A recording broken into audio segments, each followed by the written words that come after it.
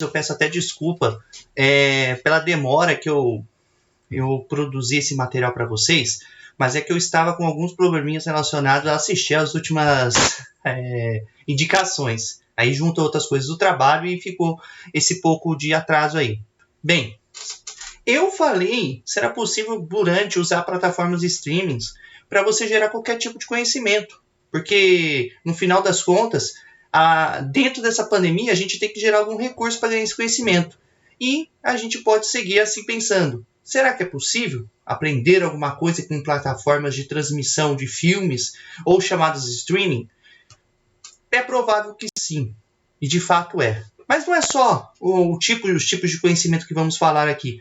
Nós vamos pensar na física, na química, na história, na biologia, com as devidas proporções e devidos cuidados que temos que ter relacionados aos contextos. Então é sempre importante. Vejam os filmes e produzam depois um conhecimento em buscar outras fontes confiáveis, pois aí você vai ter a certeza do que é real e o que é fictício. Então vamos lá. A gente falou dos pensamentos, os tipos de conhecimento aí dizendo. O primeiro é aquele pensamento religioso, aquele que coloca a nossa religiosidade, a nossa fé, de forma de pensar, o ser divino, aquela questão da espiritualidade, da fé realizando o inexplicável. Isso não é ruim. Eu tenho a minha fé, cada um tem a sua fé. Isso nos ajuda a ter, não a ideia do inexplicável, mas é que nos fortalece de alguma forma a buscarmos objetivos quando a gente acha que não consegue, não tem o resultado que precisamos e a gente tira a força do fundo. E uma coisa que eu achei muito legal, até aproveitando que há pouco tempo, uma semana quase perdemos o Sean Connery, é que nós temos aí a indicação desse filme, O Em Nome da Rosa. O Em Nome da Rosa ele trata do século XIV, onde havia Inquisição, e a história se baseia no caso de um monge franciscano, interpretado ou pelo Sean Connery na versão filme, que vocês encontram no YouTube, ou dentro do Amazon Prime, naquela plataforma chamada Starz Play, onde é o John Turturro.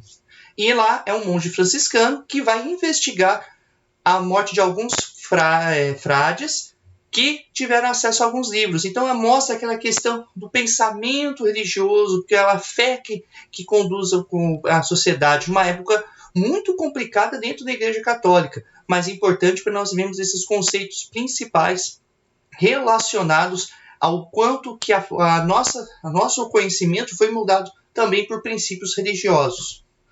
Outra indicação bastante interessante seria o pensamento popular. O pensamento popular a gente chama de senso comum, é aquele que não tem uma explicação, é do cotidiano, é aquela coisa relacionada da vivência sem explicação, que vai passando o tempo, as pessoas não vão explicando, por que você faz isso? Por que tem que benzer? Por que tem que correr? E ninguém sabe ao certo um fundamento científico. E aí a indicação muito legal seria, aqui vocês poderão ver no Netflix, o nome é Mucho, Mucho Amor, ou Ligue Já, com o lendário Walter Mercado, que foi um sucesso na década de 1990 aqui no Brasil, com o serviço de telefone 0800 ligando, falando sobre os astros, falando sobre astros, Lua e Leão, Júpiter com cometa, coisas assim. E o documentário fala da história dele, desde quando ele começou lá em Porto Rico, quando pequeno, e essa explosão, principalmente dos Estados Unidos. E chega um ponto, não é alguma coisa dentro da série, mas o quanto que é interessante observarmos em relação ao quanto ele tinha uma rede de pessoas que atendiam os telefones. Algumas pessoas simplesmente pegavam um livrinho e faziam a leitura. Então chega a falar isso. Eram pessoas que ganhavam um troco a mais, trabalhavam em casas e seguiam, né, com uma renda extra. E foi legal que essa série terminou acho que se não me engano, foi em novembro, em julho, se não me engano, em novembro ele falece, depois de uma exposição da vida dele na cidade de Miami, nos Estados Unidos. Então é muito legal, porque ele é a síntese desse senso comum, da influência dos astros, dos signos em nossas vidas e nas nossas tomadas de decisão. Agora, o outro pensamento é o filosófico, aquele pensamento do certo, do errado, do ético, do julgável, daquele dos problemas que o ser humano possui, aquele que ele de alguma forma ele vai observar os seus valores, tanto éticos e morais. E aí, uma série bastante interessante que só tem na HBO ou HBO, dentro do seu canal de transmissão, é a aclamada série Chernobyl, ganhadora do Emmy de 2019, que trata de todos os acidentes que aconteceram na usina na Ucrânia, em 1986, e os seus desenrolares até o julgamento dos responsáveis. E naquela época a União Soviética quis tampar um pouco, não foi isso, a gente tem uma segurança, as melhores usinas nucleares do mundo, aquela história da cortina de ferro, daquela relação que ela tinha com os Estados Unidos, escondendo informação, a coisa está explodindo e todo mundo está vendo e a coisa está andando.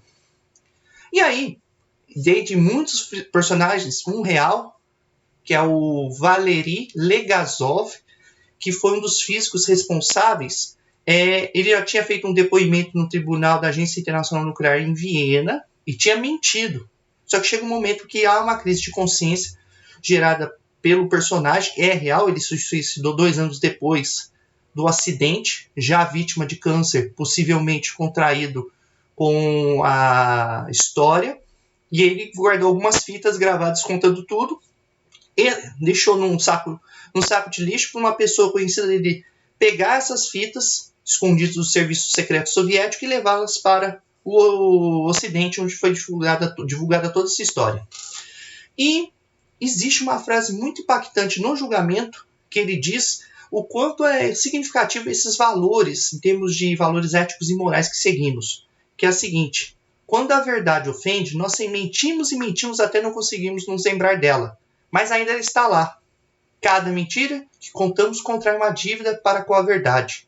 Isso é importante porque ele teve essa questão do fazer o certo ou seguir o que o governo ou o partido, na época o partido era maior que o governo, queria que fizesse. Então, é uma série que tem vários enrolares, a parte científica, toda a parte de conhecimento do que é o funcionamento de um reator nuclear, o que foi feito, mas essa parte ética é o que leva ao ponto principal na série. Por fim, já que pegamos alguns pontos, o Nome da Rosa é um pouquinho assim pesado, Chernobyl também é um pouco pesado, vamos passar para o pensamento científico. O pensamento científico é aquele que você vai olhar com carinho. É aquele que você está olhando a base da experimentação. Diferentemente que você vai olhar no pensamento filosófico que a experiência é mais importante que a experimentação, aqui nós vamos ver um método científico, onde você vai ter um problema, gerar hipóteses, testar as hipóteses, chegar às conclusões, se elas forem definitivas, resolvendo o problema, ok, termina-se. Caso não, você retorna e começa novamente. E aí, para ficar um clima mais divertido, mais família, porque eu acho que é importante que, nesse caso, a ciência esteja ao alcance de todos, o conhecimento esteja ao alcance de todos, e a gente tem que despertar esse ter um problema, pensar como resolver, tentar e não deu certo, retornar e tentar de novo, porque isso é o que vale a pena em termos de aprendizado.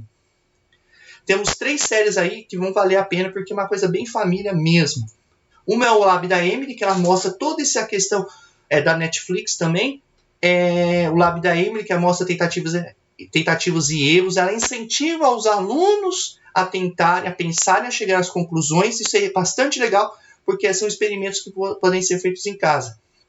Outra série que é dentro da própria Netflix também é o Universo, onde você explica questões, desde questões biológicas, questões comportamentais, onde são feitos testes, são feitos experimentos sociais, e vão levando são 8 episódios iniciais que vão levando a você entender e interagir com a personagem.